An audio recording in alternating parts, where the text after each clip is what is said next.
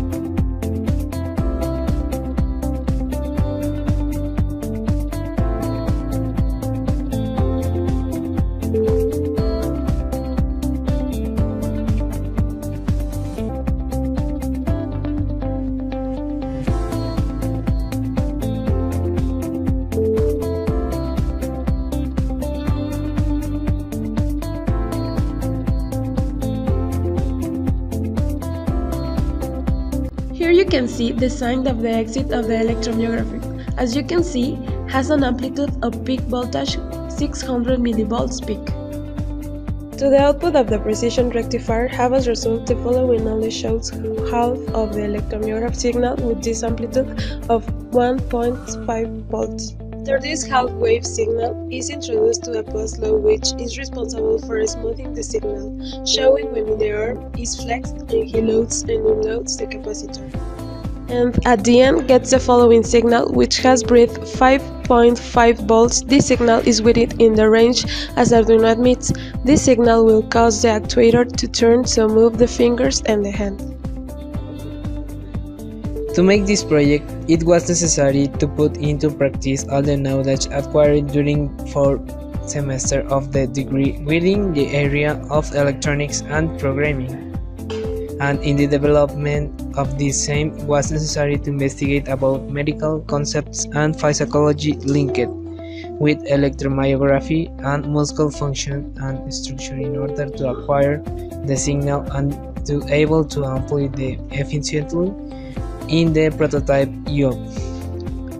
This multidisciplinary project helped us to strengthen the competence of teamwork with the collaboration of the teacher doing more solid knowledge acquired so far within the degree. The objectives proposed at the beginning of the election of this project have been completed successfully since the prototype works successfully, achieving that from a muscle signal to generate a continuous movement which serves to the visual feedback of the hand.